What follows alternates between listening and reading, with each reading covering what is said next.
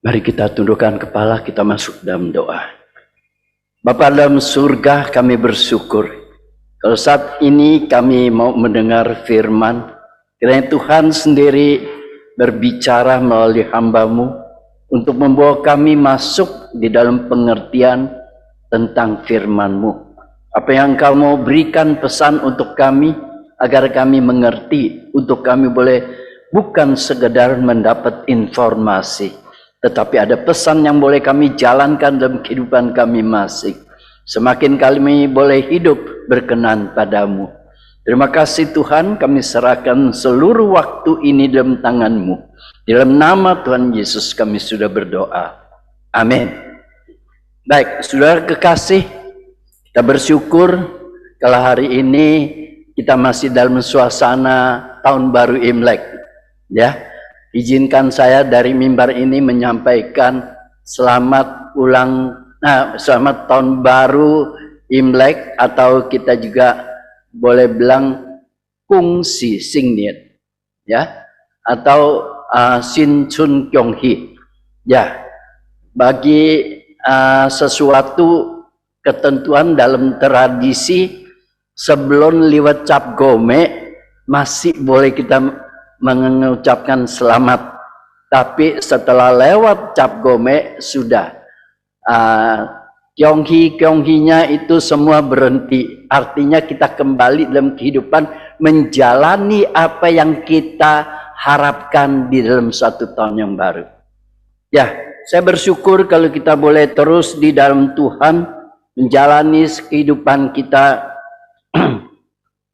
Kita mau menikmati semua sukacita untuk yang kita boleh berjalan di tengah hari-hari yang kita lalui. Saudara kekasih, hari ini kita sudah mulai masuk di dalam pola ibadah dengan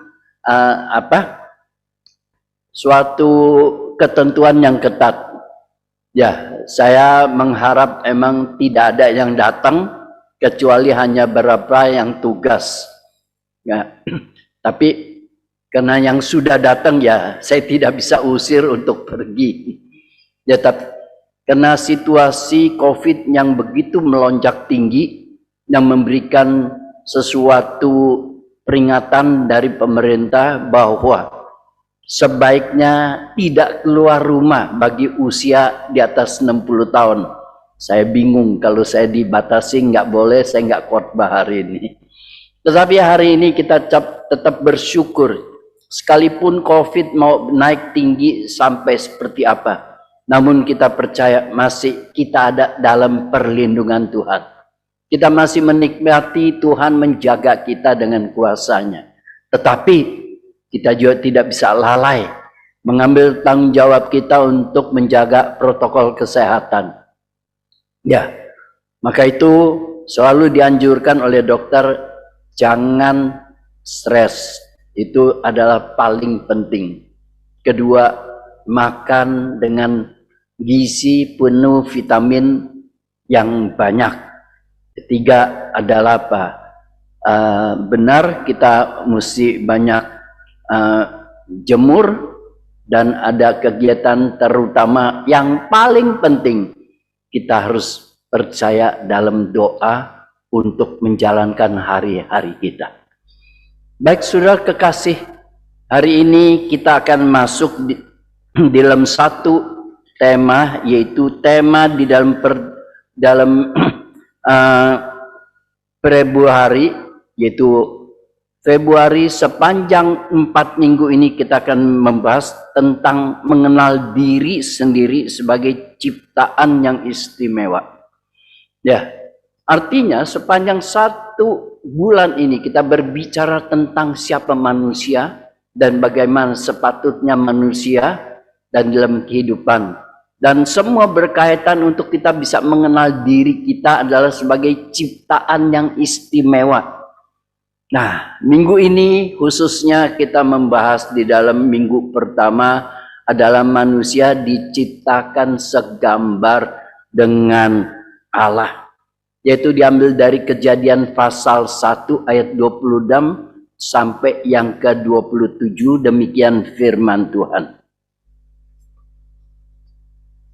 dikatakan Kejadian pasal 1 ayat yang ke-26 dan sampai yang ke-27, berfirmanlah Allah, hendaklah dalam air, berfirmanlah Allah, baiklah kita menjadikan manusia menurut gambar dan rupa kita, supaya mereka berkuasa atas ikan-ikan di laut dan burung-burung di udara dan atas ternak dan atas seluruh bumi dan atas segala binatang melata yang merayap di bumi. Maka Allah menciptakan manusia itu menurut gambarnya, menurut gambar Allah diciptakannya dia. Laki-laki dan perempuan diciptakannya mereka. Saudara kekasih, hari ini manusia kehilangan pengenalan diri. Sehingga ketika manusia membangun satu konsep tentang diri manusia, banyak yang mulai dari yang kita tahu yang berkata manusia dimulai adalah dari kera yang berevolusi. Ya, satu waktu saya pernah berdiskusi dengan seorang teman, lalu dia mempertahankan satu konsep bahwa manusia itu berasal dari kera yang terus berevolusi, terus mengalami sekian lama, sekian ratus dan sekian ribu tahun, akhirnya manusia menjadi manusia sekarang seperti kita ini. Ada lagi di dalam suatu tradisi dari orang-orang Chinese, orang Chinese mengatakan bahwa orang Chinese adalah keturunan naga, Long Techuanren. Maka ini menjadi satu konsep yang tertanam seakan-akan suatu binatang atau makhluk yang perkasa yang menjadi sesuatu idola, bahkan kita mengakui kita adalah keturunan daripada makhluk itu. Demikian juga banyak bangsa dan banyak suku, mereka juga mengidentikan diri adalah keturunan dari makhluk-makhluk yang perkasa. Sehingga mereka kehilangan jati diri sebagai manusia berasal dari mana. Ketika saya berdiskusi dengan seorang teman seperti itu, saya bilang, buat saya tidak menentang kamu punya pendapat, itu hak kamu. Tapi buat saya lagi rasa lebih terhormat kalau saya adalah manusia diciptakan oleh Allah. Berdasarkan firman Tuhan yang saya percaya dan yang saya pegang, yaitu Allah menciptakan manusia seturut dengan gambar dan rupa. Bahkan manusia diciptakan dengan satu tujuan yang ada pada diri manusia oleh Allah di dalam penciptaan. Maka ada satu buku yang sangat bagus yang namanya Design for Dignity. Artinya apa? Manusia sebelum diciptakan, Allah sudah punya satu desain atas diri manusia yang mau diciptakan. Dia akan diciptakan seperti apa, dan dia akan diciptakan untuk tujuan apa. Saudara, kalau manusia adalah mengalami evolusi, maka manusia tidak lagi menjadi suatu nilai di mana manusia mendapatkan dia adalah sebagai apa. Dia adalah kebetulan menjadi manusia. Dan dia tidak akan lagi tahu manusia sebenarnya tujuannya berada di atas bumi ini untuk apa. Saudara, maka kita bersyukur ketika kita percaya Tuhan di dalam firman-Nya untuk memberikan suatu pengarahan yang jelas bahwa manusia adalah diciptakan, design for dignity, adalah diciptakan dalam satu desain sebagai manusia. Manusia diciptakan menurut gambar dan rupa Allah, dan manusia juga diciptakan untuk tujuan di dalam pasal 1 ayat yang ke-26 untuk mau menguasai atau mereka untuk menguasai ikan-ikan di laut burung-burung di udara, dan segala binatang yang melata. Artinya ada tujuan, ada sesuatu yang harus dikerjakan, ada tanggung jawab yang harus diemban, dan pertanggung jawab ini adalah dipertanggungjawabkan kepada Tuhan yang memberikan perintah, yang menciptakan manusia. Dan ini menjadi sesuatu pengetahuan membagi manusia, sehingga manusia adalah makhluk ciptaan yang sangat mulia.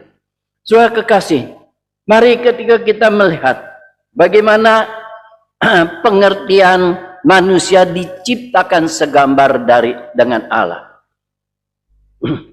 Ada pengajaran yang berkaitan dengan bahwa gambar dan rupa Allah itu merupakan dua hal yang berbeda.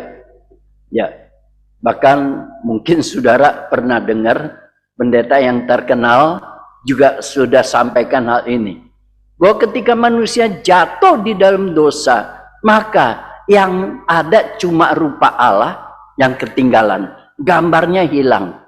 Ketika nanti manusia sudah jadi sempurna, maka Allah berikan kita kembali di dalam gambar, maka kita boleh menjadi gambar. Sekarang kita ini cuma baru rupa Allah. Nah, pengertian ini sebenarnya sudah ada dalam beberapa gereja mula-mula pada abad-abad yang ke 200-an. Sudah ada satu muncul perdebatan antara gambar dan rupa. Tetapi penelitian atas Alkitab yang memberikan kita pengertian bahwa gambar dan rupa bisa dipakai bersama-sama, bisa dipakai untuk saling melengkapi, bahkan untuk memberikan satu ketegasan bahwa manusia benar-benar mirip, diciptakan mirip seperti Allah.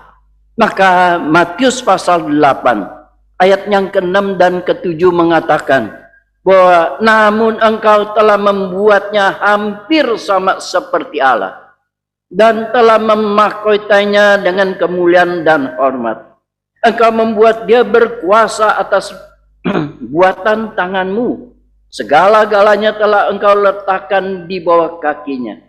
Suatu hal dari Mazmur pasal 8 ayat 6 dan 7 untuk memberikan kita melihat satu gambaran bahwa begitu mulianya manusia. Sampai sesuatu pujian Mazmur mengatakan, kenapa sih Tuhan harus ciptakan manusia seperti itu? Betapa terhormatnya manusia dimahkotai dengan segala kehormatan. Artinya mahkota ini adalah sesuatu yang diberikan oleh Allah bagi manusia yang diciptakan terhadap seluruh ciptaan lain. Artinya tidak ada satu ciptaan makhluk lain yang bisa seperti manusia. Bahkan malaikat pun tidak seperti manusia. Maka ini menjadi suatu kebanggaan kita sebagai manusia yang diciptakan oleh Allah. Kita bukan keluar dari kera atau monyet yang berevolusi. Kita bukan dari keturunan satu makhluk yang begitu perkasa, namun itu tetap adalah ciptaan.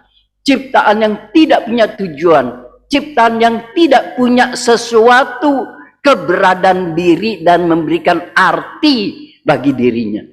Saudara kekasih, maka ini menjadi sesuatu yang kita mau melihat.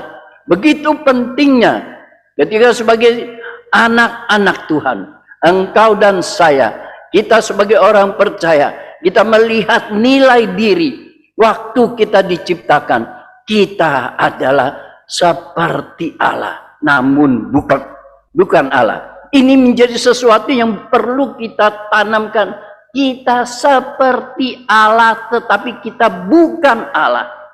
Maka begitu banyak orang tidak mengerti, sehingga ada juga mengangkat diri di dalam serpian dari Allah ada dalam diri kita. Dalam satu konsep di dalam New Age Movement, yaitu suatu pengajaran dalam zaman baru, bahwa jika Allah menciptakan manusia seperti Allah, maka di dalam diri manusia ada serpian Allah yang membuat manusia punya kemampuan seperti Allah, punya kuasa, punya segala macam. akan menjadi Allah. Kita adalah Allah-Allah kecil. Surah ini menjadi pengajaran-pengajaran yang begitu simpang siur, yang memberikan sesuatu pengertian yang salah. Dan hari ini kita khusus untuk kembali melihat bahwa saudara dan saya sebagai manusia, engkau adalah diciptakan.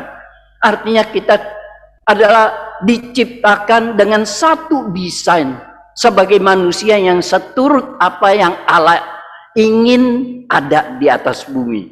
Ada sebagai gambar dan rupa Allah. Saudara, artinya apa? Di gambar dan rupa Allah ini mulai muncul dengan istilah di dalam Kejadian 1. Tidak lepas ada kaitan dengan konteks sejarah. Sejarah perjanjian lama pada saat itu adalah raja-raja, baik raja Mesir, baik raja dari Babel, raja-raja bangsa-bangsa. Mereka membuat patung bagi dirinya dan meletakkan di tempat-tempat strategis untuk menyatakan, disinilah otoritas dan kekuasaan saya.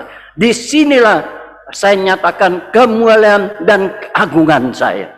Maka dalam konteks itulah, maka Musa menulis dan memakai satu istilah gambar dan rupa.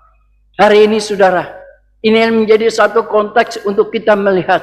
Kita bukan gambar dan rupa dari seorang raja. Kita bukan gambar dan rupa dari siapa seorang kaisar. Tapi kita adalah gambar dan rupa seperti Allah. Yaitu mengatakan pada kita, segambar dan serupa Allah adalah kita memiliki suatu hal yang penting. Yaitu Allah adalah satu pribadi. Dan saudara dan saya diciptakan menjadi satu pribadi. Kita memiliki pribadi, berpribadi. Saudara, pentingnya manusia punya pribadi. Karena di dalam unsur pribadi membuat manusia mampu untuk berrasio, mampu berpikir, punya pengetahuan.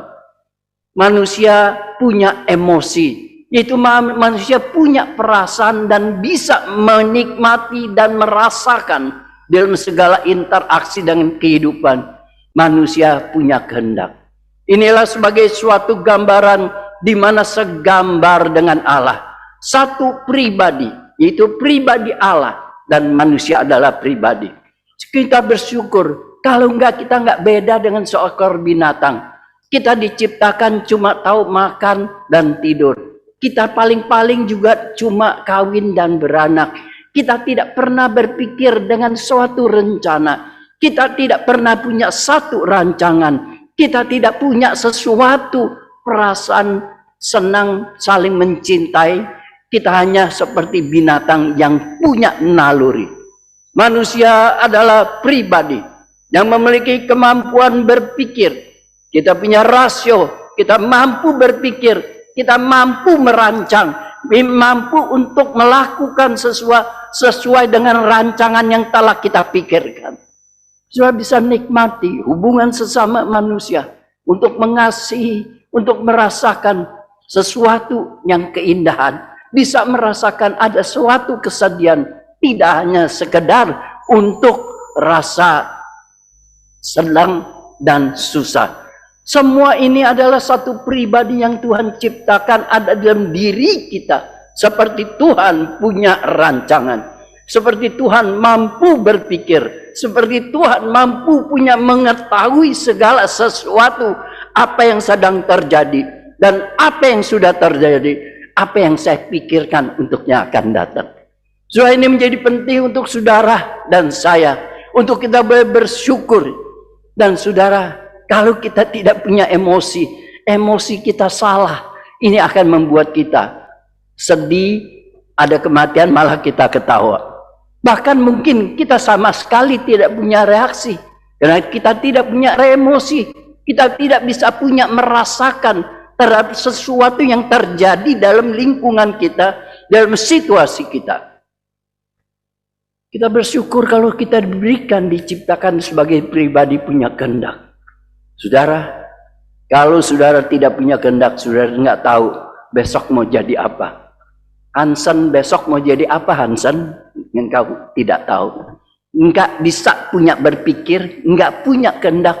Ya cuma hari lewat hari, tahu-taunya mati. Saudara, ini menjadi suatu hal untuk mengajarkan kita.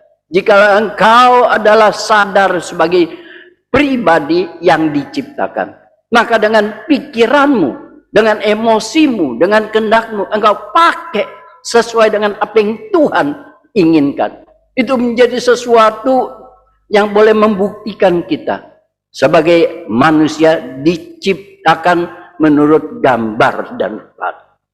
Saudara kekasih, dia segambar dengan Allah untuk memberikan kita mengerti bahwa manusia bisa memiliki sifat-sifat Allah yang terbatas. Yaitu apa? Allah memiliki kasih. Saudara bisa ikut punya rasa sifat kasih. Allah memiliki sifat keadilan. Saudara bisa merasakan, ada sifat untuk merasakan ini nggak benar nih, adil nggak adil nih. Saudara, Allah punya sifat marah demi kebenaran. Saudara pun engkau tahu apa yang benar dan apa yang harus engkau marah. Yang lebih penting lagi, engkau tahu bagaimana sifat moral. Saudara, sifat moral yang tidak ada di dalam binatang, yang hanya terdapat di dalam manusia. Binatang bisa mengawini anaknya. Saya piara ikan. Saya piara ikan gapi, di mana saya lihat anak-anak itu dilahirkan oleh ibunya, oleh bapaknya. Anak-anaknya udah besar. Saya campurkan ke akuarium dari induknya. Karena ikan, binatang lain itu bukan manusia, dia tidak punya sifat moral. Maka apa? Bapaknya bisa kawinin anaknya. Anaknya bisa kawinin ibunya, betinanya. Pokoknya itu di mana dia keinginan, dia tidak lagi terkontrol oleh sifat moral. Manusia adalah bersifat moral seperti Allah. Dia tahu apa yang boleh dan apa yang tidak boleh. Dia tahu apa yang harus dan apa yang tidak harus. Inilah sesuatu yang harus kita banggakan. Maka ketika kita lihat seseorang yang tidak lagi melakukan satu tindakan yang memenuhi standar moralitas, maka kita bilang anjing dia. Kenapa? Dia enggak beda dengan binatang. Dia melakukan sesuatu hal yang tidak berstandar moralitas. Saudara kekasih, maka di dalam sifat Allah yang ada dalam terbatas memungkinkan manusia bisa untuk berpikir bagaimana dia memerintah.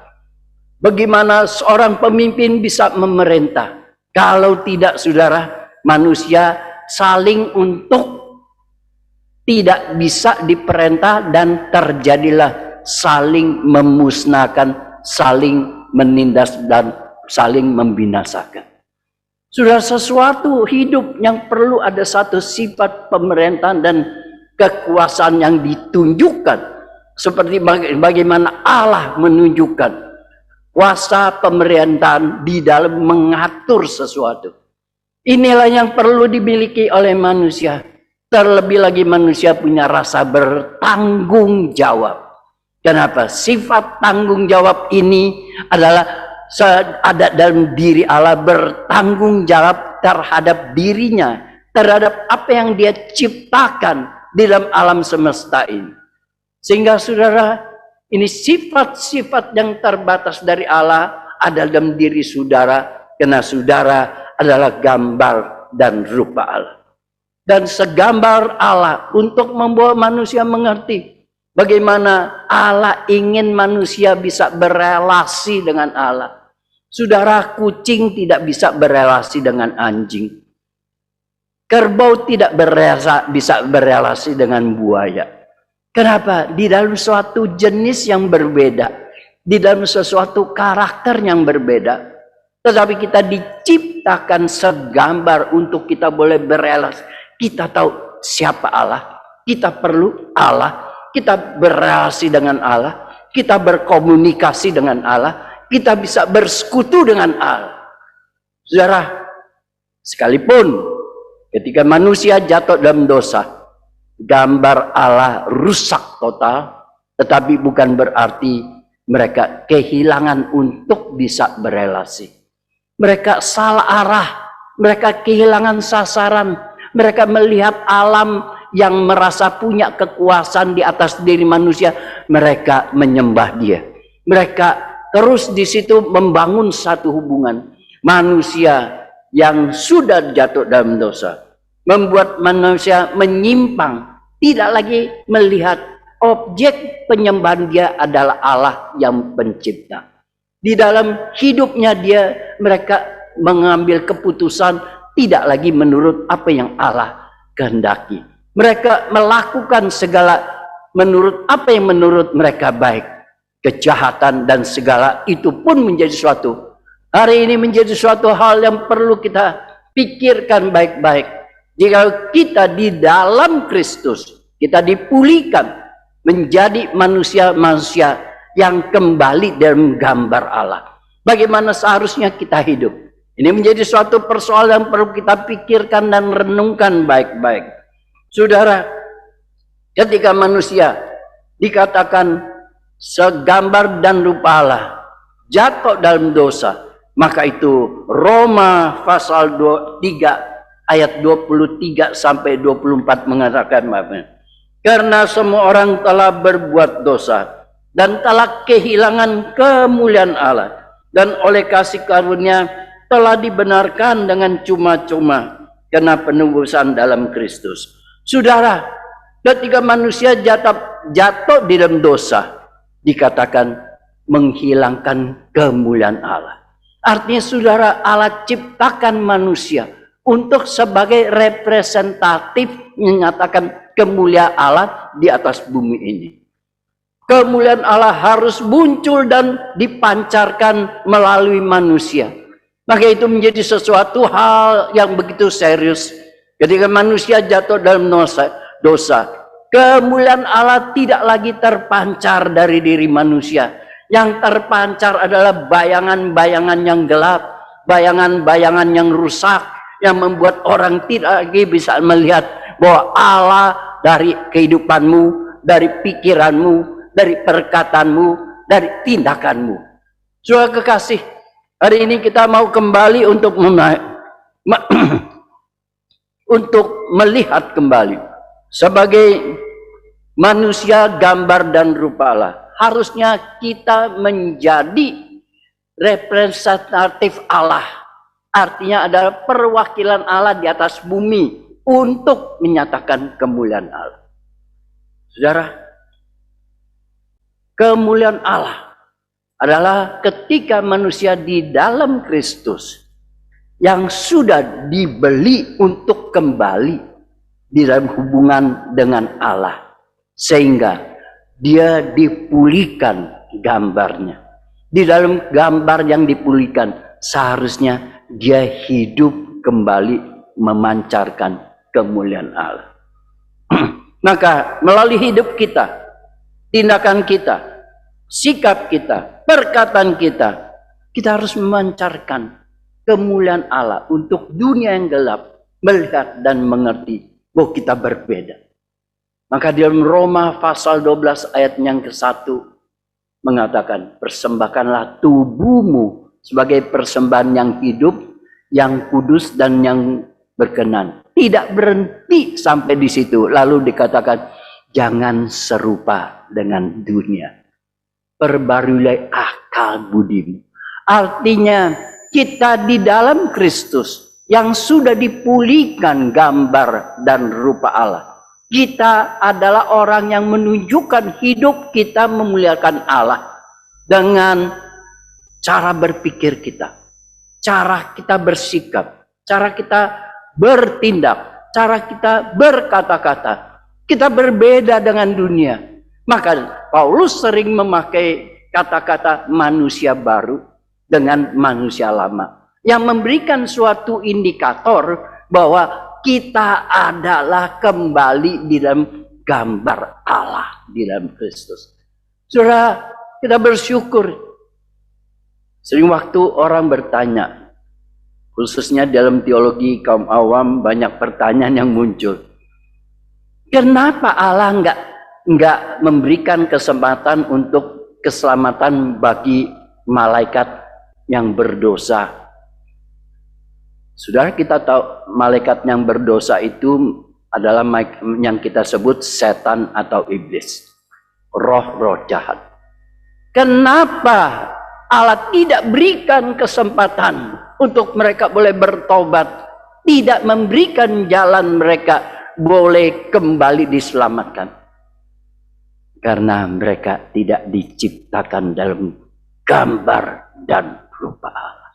Kita bersyukur karena saudara dan saya adalah gambar dan rupa Allah yang Allah ikut merasakan. Dia tidak mau kehilangan saudara yang begitu punya nilai bagi Allah. Ingat, saya mau mengatakan, dia tidak mau kehilangan saudara dan saya yang punya nilai bagi Allah. Karena engkau adalah gambar dan rupa Allah. Jangan membiarkan kita terus dijajah atau kita terus dikuasai oleh dosa. Sebagai orang Kristen, engkau sudah dipulihkan. Seharusnya engkau hidup dalam satu hidup untuk memancarkan kemuliaan Allah. Mari saudara, kita menjadi representasi Allah.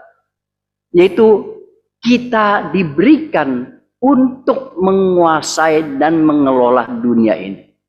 Segala yang ada adalah dibawa kita kelola dengan baik. Seperti Adam diberikan hak untuk mengelola baik taman, baik binatang, baik alam semesta yang ada. Tetapi apakah kita sudah kembali di dalam gambar dan rupa Allah untuk tidak lagi dikuasai oleh segala godaan dari dunia? Hari ini sering waktu kita sebagai manusia, sekalipun di dalam Kristus sudah kembali menjadi gambar dan rupa Allah, tetapi kita, berapa banyak kita masih dikuasai dan tergoda oleh dunia sehingga kita tidak lepas daripada kuasa dosa.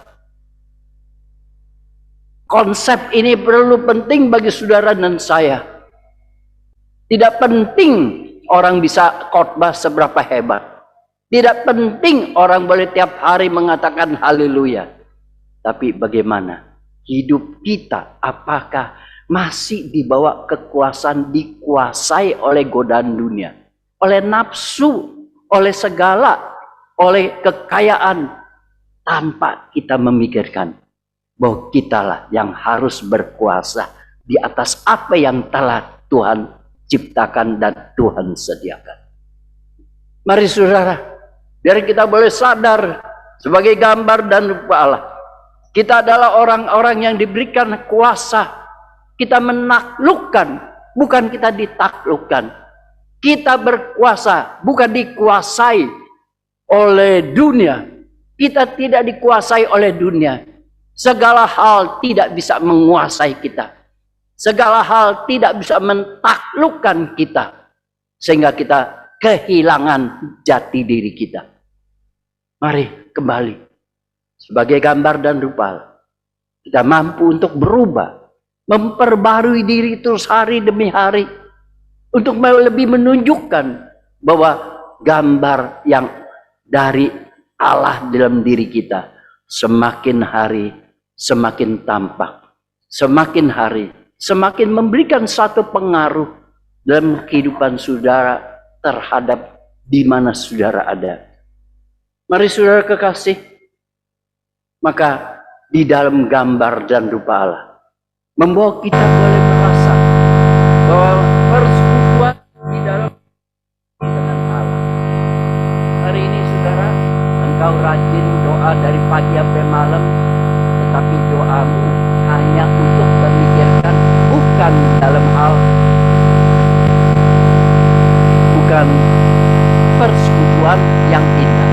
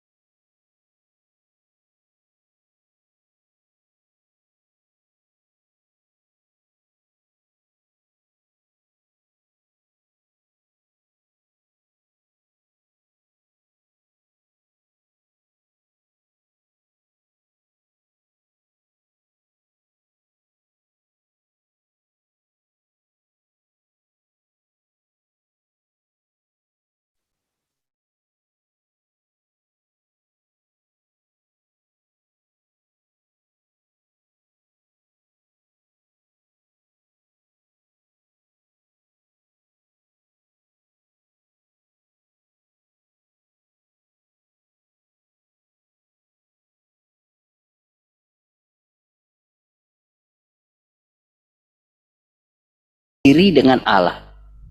Masa kita cuma datang, Allah cuma bagaikan ilah yang lain, atau Allah cuma seperti kita datang minta satu dewa hanya untuk memenuhi kepentingan kita. Apakah kita benar rasakan? Bukan itu yang penting, tetapi kedekatan Allah dengan saya sebagai manusia yang menjadi segambar Allah, yang menikmati persekutuan itu. Saudara, segala hal akan Tuhan selesaikan. Maka itu dikatakan, cari dululah kerajaan Allah, maka segalanya akan ditambahkan. Bisakah kita menikmati persekutuan dengan Tuhan? Bisakah kita berelasi dan merasakan begitu dekatnya sebagai gambar dan halik penciptanya ini? Atau kita menjadikan Allah hanya sebagai alat pemuaskan diri kita? Saudara, biar kita coba renungkan baik-baik dalam seluruh perjalanan hidup kita, bahwa kita sadar bahwa kita adalah diciptakan menjadi segambar dan rupa Allah. Di dalam Kristus kita sudah dipulihkan menjadi segambar dengan Allah. Untuk kita boleh melakukan dalam seluruh hidup kita, memancarkan kemuliaan Allah. Untuk kita boleh mengalami terus pembaruan yang tidak pernah berhenti. Artinya apa? Di dalam Kristus kita terus mengalami pembaruan. Maka 2 Korintus 5 pasal 7, jadi siapa di dalam Dia, yaitu Kristus, menjadi ciptaan baru. Yang lama sudah berlalu, yang baru sudah datang. Saudara, kita di dalam Kristus, kita sudah dipulihkan. Kita menjadi gambar Allah yang boleh kita nyatakan sesuatu hidup yang baru melalui hidupmu, melalui konsep berpikirmu, melalui segala sikap kita. Kita tunjukkan kembali sebagai representasi perwakilan Allah untuk menyatakan siapa Allah. Saudara, perwakilan Allah ini digambarkan seperti seorang duta besar yang diutus ke satu negara. Dia punya otoritas. Apa yang dia katakan itu, apa yang sikap dia nyatakan, itu mewakili seluruh negara dan yang dia nyatakan. Saudara dan saya, kita adalah duta besar sebagai representatif dari Allah. Melalui hidupmu untuk menyatakan, hidupmu enggak benar, engkau akan menyatakan kepada orang bahwa Allah saya seperti itu. Tapi hidupmu benar, dan engkau akan menyatakan kepada orang, dan orang akan melihat bahwa dari dirinya lah Kristus Allah terpancar keluar dan dirasakan oleh orang, baik melalui tutur katamu, baik melalui sikapmu yang penuh dengan kasih, yang penuh dengan segala teladan Kristus yang boleh menjadi dalam hidup kita yang kita jalani. Mari, biar kita sadar bahwa kita adalah manusia yang bernilai. Kita diciptakan lebih dari segala ciptaan lain. Bahkan dikatakan kita menjadi mahkota penciptaan Allah. Mahkota itu adalah sesuatu yang paling mulia, yang paling berharga. Saudara dan saya, ketika kita diciptakan, kita jatuh dan kita dipulihkan. engkau menjadi manusia yang berharga, memiliki nilai yang betul-betul di mata Tuhan. Engkau berharga sekali. Dan kita tunjukkan berharganya diri untuk tidak sembarangan merusak diri, agar kita benar-benar lebih menjalankan hidup ini untuk melihat saya adalah seorang yang berharga di mata Tuhan, sesuai dengan kualitas ada pada diri kita. Kita jalankan hidup ini. Jangan sembarangan untuk merusak diri. Terlalu banyak zaman yang terus menggoda kita merusak diri sehingga kita kehilangan harga nilai yang berharga itu. Membuat dunia melihat kita adalah begitu rendah. Betapa begitu miris ketika kita lihat orang-orang anak Tuhan yang disebut namanya Petrus, Paulus, tetapi apa? Kejahatan demi kejahatan yang mereka lakukan. Apakah mereka tidak sadar mereka adalah representatif daripada Allah? Mari saudara, hari ini kita sadar dan kita tahu itu. Dan kita katakan, tahun yang baru ini, untuk sebagai titik tolak saya mulai untuk kembali dalam hidup yang saya sadari sebagai gambar rupa Allah. Yang harus saya memuliakan Allah melalui hidup saya, melalui sikap saya, melalui tutur kata saya. Dan biarlah saya boleh tidak tergoda atau tidak ditaklukkan oleh godaan dunia. Untuk saya tetap berjalan sesuai dengan tujuan yang Allah pada saat ciptakan manusia. Kita kelola baik. Kita tidak ditaklukkan oleh uang. Tetapi kita kelola uang itu dengan baik. Kita tidak ditaklukkan oleh godaan hawa nafsu dan segala hal. Tetapi kita tahu bagaimana untuk mengelola dengan baik. Mari saudara, pada akhirnya tahun yang baru membawa satu kebahagiaan baru. Untuk kita boleh kembali di dalam relasi kita dengan Tuhan. Agar kita terus dalam tahun baru sebagai titik tolak di mana saya akan kembali dalam konsep relasi yang baik, dalam konsep relasi yang benar, untuk bersyukur sebagai gambar dan rupa Allah. Kita nikmati. Dan hari ini kita lihat bagaimana perjamuan kudus yang tersedia di hadapan kita untuk membawa kita kembali. Karya Kristus yang membawa kita kembali dalam gambar dan rupa Allah. Agar kita boleh kembali dalam satu hidup yang benar-benar menjadi jati diri manusia sesuai dengan ciptaan baru di dalam Kristus. Artinya semuanya yang lama sudah berlalu, yang lama, yang tidak baik, tinggalkan dia. Biarkan dia berlalu. Yang baru sudah datang. Di dalam Kristus, kita terus terjadi pembaruan hari demi hari. Sehingga kita boleh berkata, Tuhan terima kasih. Saya boleh menjadi gambar-Mu yang dipulihkan dalam Kristus. Untuk boleh berjalan menjadi alat Tuhan, memancarkan kemuliaan, melayani sesama, untuk mendatangkan kebaikan. Dan bersekutu dengan Tuhan untuk menjadi kekuatan dalam kita menjalankan hidup dan kita menikmati Tuhan. Amin. Mari kita tunduk, kita masuk dalam doa.